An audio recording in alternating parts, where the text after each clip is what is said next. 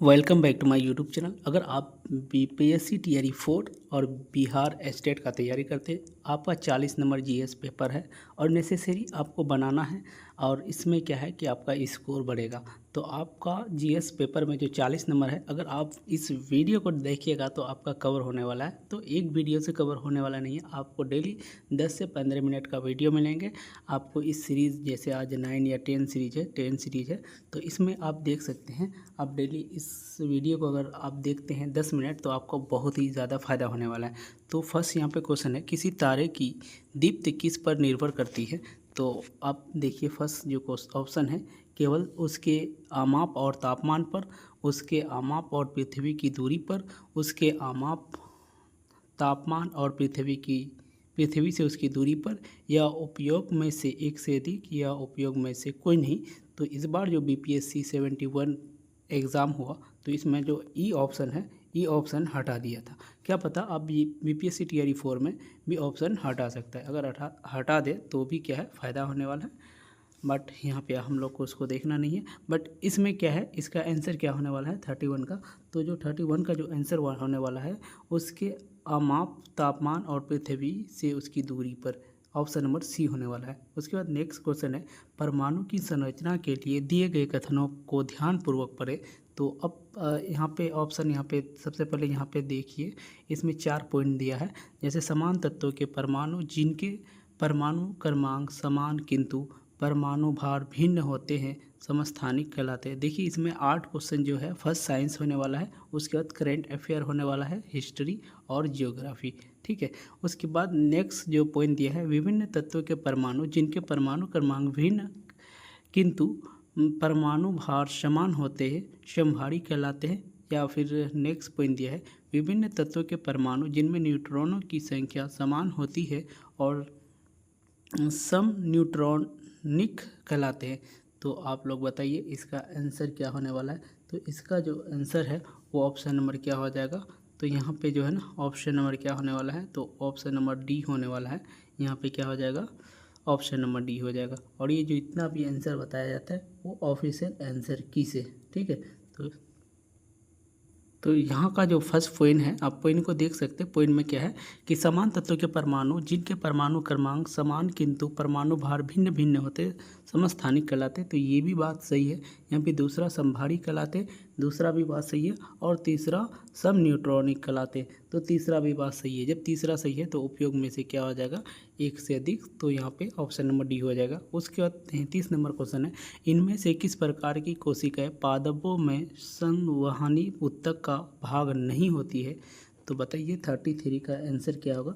तो 33 का जो आंसर होगा, कालेन कायमा। तो ऑप्शन नंबर जो ए है वही हो जाएगा। ठीक है, वही, ये भाग नहीं, बाकी सभी भाग है। उसके नेक्स्ट क्वेश्चन है, गर्भवती महिला के लिए सर्वोत्तम आहार क्या है। तो घी से भरपूर आहार, आप इसको कॉमन सेंस से भी जवाब दे सकते। दूसरा है प्रोटीन और विटामिन से भरपूर आहार, या आहार विशेषज्ञ द्वारा निर्धारित विशेष आहार। तो बताइए क्या होगा, 3। तो इसका जो आंसर होगा वो ऑप्शन नंबर क्या हो जाएगा, आहार विशेषज्ञ द्वारा निर्धारित विशेष आहार, यही हो जाएगा ऑप्शन नंबर सी। ठीक है, ज़्यादा प्रोटीन वाला भी नहीं होना चाहिए और ज़्यादा घी वाला भी नहीं होना चाहिए। ठीक है, वो खराबी करेंगे। तो नेक्स्ट क्वेश्चन है, अम्ल या क्षार को जल में मिलाने पर क्या बनता है। देखिए, एक क्या है एसिड और दूसरा बेस को मिलाएंगे तो क्या होगा, प्रति इकाई आयतन में आयनों की सांद्रता में वृद्धि होगी, या प्रति इकाई आयतन में आयनों की सांद्रता में कमी होगी, या विलयन तनु हो जाएगी, या विलयन अधिक सांद्र हो जाएगी। तो 35 का जो आंसर है वो ऑप्शन नंबर क्या हो जाएगा, वो ऑप्शन नंबर यहाँ पे डी हो जाएगा। तो ऑप्शन नंबर यहाँ पे क्या हो जाएगा, डी हो जाएगा। इसका जो कथन है 2 और 3 सही है। कितना है, 2 और 3 सही है। तो क्या हो जाएगा, यहाँ पे आप 2 में देख सकते हैं, प्रति इकाई आयतन में आयनों की सांद्रता में कमी होगी, सही है, विलयन तनु हो जाएगी। तो ऑप्शन नंबर सी। तो जब ये सही है तो ऑप्शन नंबर क्या हो जाएगा, 2 सही है, तो ऑप्शन नंबर डी हो जाएगा। उसके बाद नेक्स्ट क्वेश्चन है, क्वेश्चन नंबर 36, फेफड़ों में कुपिकाओं के होने का क्या कारण है। तो फेफड़ों को यांत्रिक सहारा प्रदान करता है, या फेफड़ों के लिए पंपिंग क्रिया प्रदान करता है, या पृष्ठ क्षेत्रफल में वृद्धि करना, उपयोग में से एक से अधिक, उपयोग में से कोई नहीं। तो 36 का जो आंसर होगा वो ऑप्शन नंबर सी हो जाएगा, पृष्ठ क्षेत्रफल में वृद्धि करना हो जाएगा ऑप्शन नंबर सी। उसके बाद नेक्स्ट क्वेश्चन है, निम्नलिखित में से किस चरण से आयनिक यौगिक के गलनांक और क्वथनांक अत्यधिक होगा? तो किस में होगा? तो इसका जो आंसर होने वाला है वो क्या हो जाएगा, प्रबल अंतर आयनिक आकर्षण को भंग करने के लिए ऊर्जा की बड़ी मात्रा की आवश्यकता। तो ऑप्शन नंबर यहाँ पे सी हो जाने वाला है। ठीक है, नेक्स्ट क्वेश्चन है, यहाँ से अब क्वेश्चन जो है ये लास्ट क्वेश्चन साइंस का है। जैव निम्नीकरणीय पदार्थों के बारे में विचार करने पर इनमें से कौन सा एक उभयनिष्ठ गुण मौजूद होते हैं? तो वे सभी उत्पाद होते हैं या वे सभी मूलतः जैविक होते हैं? ये उसके बाद ऑप्शन नंबर सी है, वे विषाक्त नहीं होते, उपयोग में से एक से अधिक, उपयोग में से कोई नहीं। तो 38 का जो आंसर होगा वो ऑप्शन नंबर बी हो जाएगा, वे सभी मूलतः जैविक होते हैं, ऑप्शन नंबर बी हो जाएगा। उसके बाद नेक्स्ट क्वेश्चन है, हाल ही में चर्चा में रहे, जैसे यहाँ से करेंट अफेयर वाला क्वेश्चन स्टार्ट हो गया, हाल ही में चर्चा में रहे स्थलों से संबंधित सही जोड़े को चुने। जैसे फुटाला झील महाराष्ट्र में है, या फिर रूसोमा ऑरेंज फेस्टिवल नागालैंड में है, या फिर तोरखम सीमा रेखा पाकिस्तान और भारत में है, उपयोग में से एक से अधिक, उपयोग में से कोई नहीं। तो इसका जो आंसर होगा वो ऑप्शन नंबर क्या हो जाएगा, ऑप्शन नंबर यहाँ पे डी हो जाएगा। तो ऑप्शन नंबर यहाँ पे डी होने वाला है। जैसे यहाँ पे फुटाला झील जो है महाराष्ट्र में, ये ऑप्शन सही है। उसका बाद रूसोमा ऑरेंज फेस्टिवल नागालैंड, ये भी सही है। जैसे तोरखम सीमा रेखा पाकिस्तान और भारत, तो पाकिस्तान और क्या हो जाएगा, अफ़गानिस्तान के बीच होगा। ऑप्शन नंबर यहाँ पे जो है ना भारत की जगह अफ़गानिस्तान, तो ये सही हो जाता। तो ये ऑप्शन गलत है सी, बाकी ये दोनों सही है। तो उपयोग में से एक से अधिक हो जाएगा, यानी डी नंबर हो जाएगा। युवाओं को IT कौशल से सशक्त बनाने के लिए तमिलनाडु ने किसके साथ साझेदारी की? तो बताइए 40 का आंसर क्या होगा? तो 40 का जो होगा ओरेकल हो जाएगा, ऑप्शन नंबर यहाँ पे बी हो जाएगा, ओरेकल। माइक्रोसॉफ्ट हो जाएगा, देखो ऑप्शन नंबर ए माइक्रोसॉफ्ट, दूसरा में है ओरेकल और IBM, तो जो ऑप्शन होगा ऑप्शन नंबर बी हो जाएगा। उसके बाद नेक्स्ट क्वेश्चन है, भारत में निर्मित सबसे बड़ा सर्वेक्षण जहाज का नाम क्या है, जिसे हाल ही में भारतीय नौसेना को सौंपा गया? तो INS या फिर INS संधायक है, या फिर सुमेधा है, या फिर INS संदेश है। तो बताइए 41 का आंसर क्या होगा? तो 40 का जो है ऑप्शन नंबर ये हो जाएगा, INS संधायक हो जाएगा। उसके नेक्स्ट क्वेश्चन है, छात्रों को उनकी ऑनलाइन शिक्षा में सहायता हेतु अधिगम योजना को किस राज्य में शुरू किया गया? तो पश्चिम बंगाल में, हरियाणा में, तमिलनाडु में, उपयोग में से एक से अधिक, उपयोग में से कोई नहीं। तो 42 का जो आंसर होगा वो ऑप्शन नंबर बी हो जाएगा, हरियाणा में हो जाएगा, हरियाणा में। उसका नेक्स्ट क्वेश्चन है, मार्च 2024 में 5200 वर्ष पुरानी हड़प्पा सभ्यता की बस्ती की खोज कहाँ की गई? गुजरात में, हरियाणा में, राजस्थान में। तो 43 का जो आंसर होगा वो ऑप्शन नंबर यहाँ पे हो जाएगा, गुजरात में हो जाएगा। क्या होगा? ऑप्शन नंबर ये हो जाएगा, गुजरात। ठीक है, 43 का ये हो जाएगा। उसके नेक्स्ट क्वेश्चन है,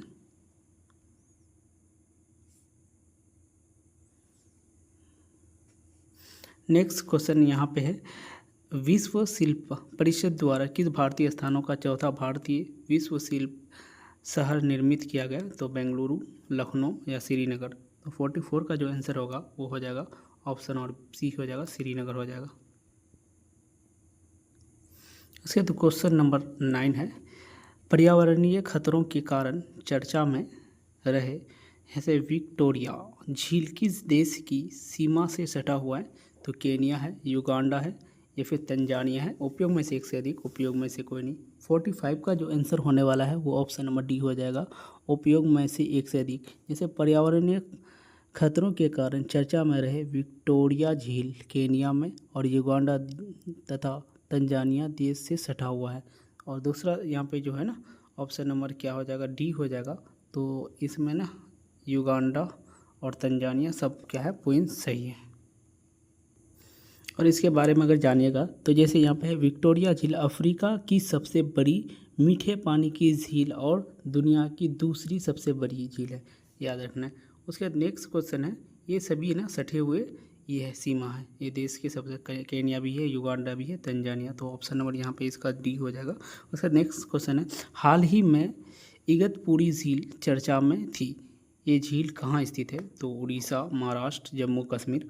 46 का जो आंसर हो जाएगा वो ऑप्शन और बी हो जाएगा, महाराष्ट्र हो जाएगा। उसके बाद नेक्स्ट क्वेश्चन है, जैसे सर स्टेफर्ड क्रिप्स ने नेतृत्व में क्रिप्स मिशन का उद्देश्य था, तो क्या उद्देश्य था? तो 47 का होगा, वो ब्रिटिश द्वारा युद्ध के प्रयासों के समर्थन में भारतीय नेताओं का मनाना, तो ऑप्शन नंबर यहाँ पे ए हो जाएगा। उसके बाद नेक्स्ट क्वेश्चन है, महात्मा गांधी। अब देखो यहाँ से जो है हिस्ट्री का क्वेश्चन स्टार्ट हो गया, ये 42 मानी 2 क्वेश्चन है। महात्मा गांधी ने किस पुस्तक में लिखा कि भारत में ब्रिटिश शासन भारतीयों द्वारा किए गए विस्तारित सहयोग का परिणाम था? तो यहाँ पे ग्राम स्वराज, मेरे सपनों का भारत, हिंद स्वराज, उपयोग में से एक से अधिक, उपयोग में से कोई नहीं। तो 48 का जो आंसर होगा वो ऑप्शन नंबर ए हो जाएगा, ऑप्शन नंबर सी हो जाएगा, हिंद स्वराज में। तो याद पूछ सकता है कि हिंद स्वराज ये किसकी पुस्तक है, तो ये महात्मा गांधी की, याद भी रखना है क्वेश्चन को। अखिल भारतीय मुस्लिम लीग ने लाहौर प्रस्ताव को वर्ष डैश में अंगीकृत किया था? तो 1942, 1940, 1939। 49 का जो आंसर होगा वो ऑप्शन और बी हो जाएगा, 1940 में हो जाएगा।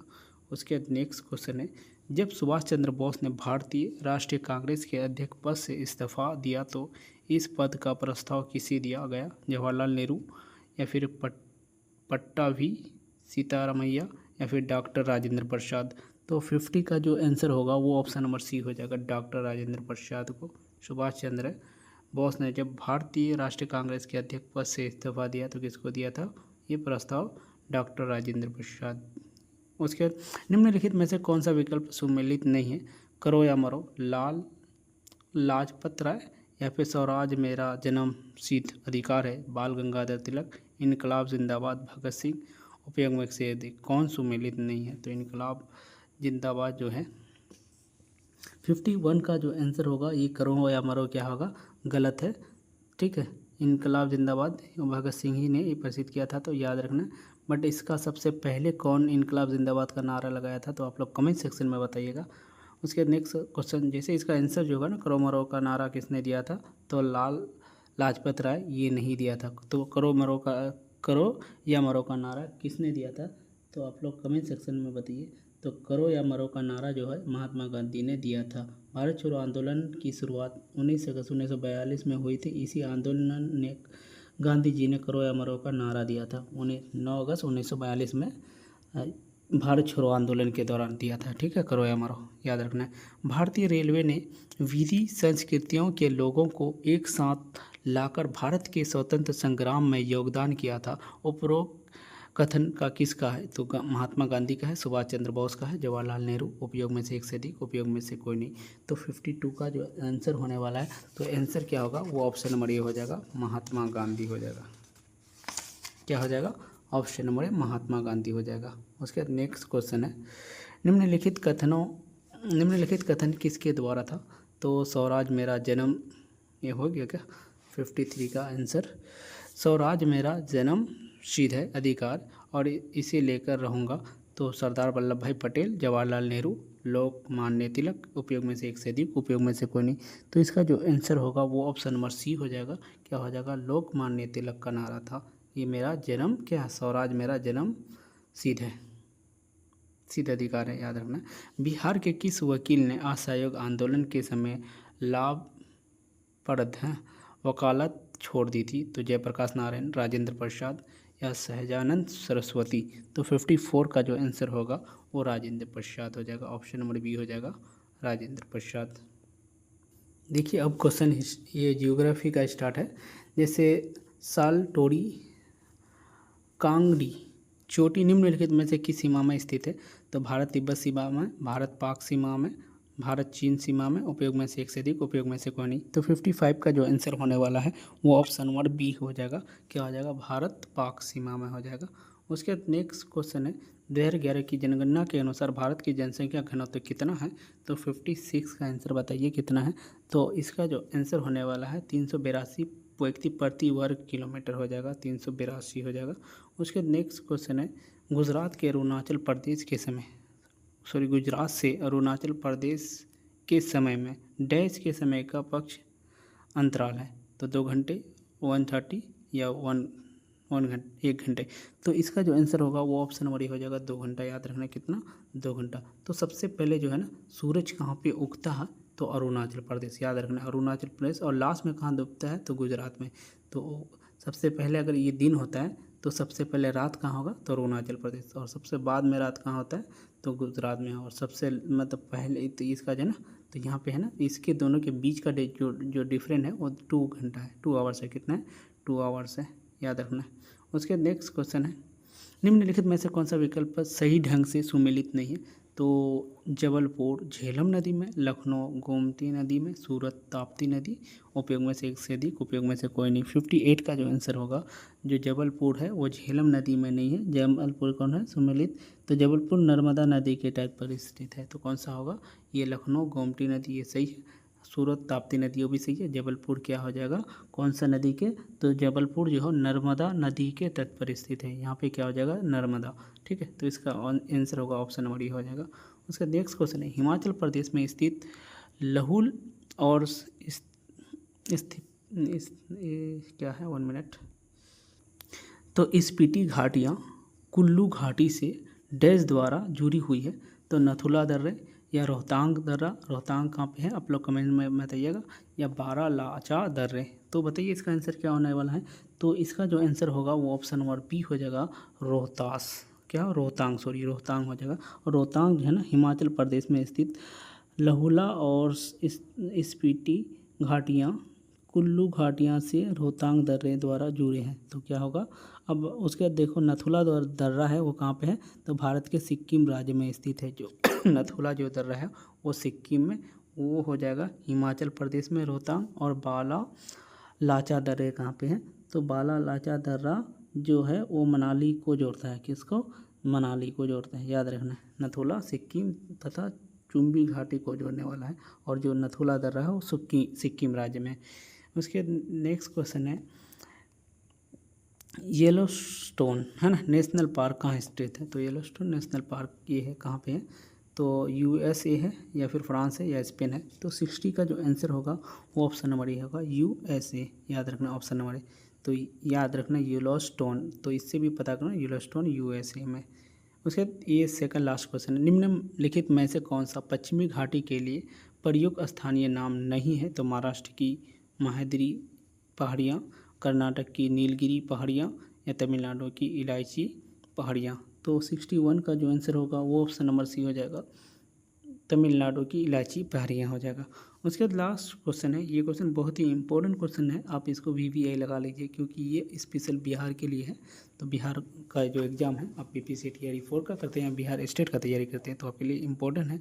तो बिहार के निम्नलिखित जिले में से कौन सा जिला नेपाल के साथ सीमा साझा नहीं करती है। नेपाल के साथ आप देखिए कौन सा जिला नेपाल के साथ, तो यहाँ पे मधुबनी है, किशनगंज है, पूर्णिया है। उपयोग में से एक से अधिक, उपयोग में से कोई नहीं। देखिए उपयोग में से कोई नहीं, उपयोग में से एक से अधिक। तो यहाँ पे जो किशनगंज है वो तो साझा करती ही है, पूर्णिया भी करते हैं। तो बताइए 62 का जो आंसर होगा, सॉरी ये मधुबनी करते हैं। तो यहाँ पे जो है ना ऑप्शन जो ये सी दिया है, पूर्णिया जो नहीं करते। कौन नहीं करते, पूर्णिया नहीं करते। तो यहाँ पे आप देख सकते हैं बिहार से पूर्णिया जिला नेपाल के सीमा साथ है ना नहीं करता है। नेपाल और भारत के बीच 1751 है ना किलोमीटर लंबी सीमा है। जो भारत और ये है नेपाल है, भारत और नेपाल में जो है ना 1700 कितना 51 किलोमीटर साझा सीमा करते हैं। 1751 किलोमीटर याद रखना है। और नेपाल का सीमा भारत के उत्तराखंड, उसके बाद उत्तर प्रदेश, बिहार, पश्चिम बंगाल और सिक्किम राज्य से जुड़ा है। बिहार नेपाल के साथ है ना, उसके बाद अगर देखिएगा 729 किलोमीटर लंबी अंतर्राष्ट्रीय सीमा रेखा साझा करती है नेपाल और भारत के बीच। उसके बाद यहाँ पे जो है ना नेपाल मतलब नेपाल और भारत के बीच 17 से 51 किलोमीटर करता है।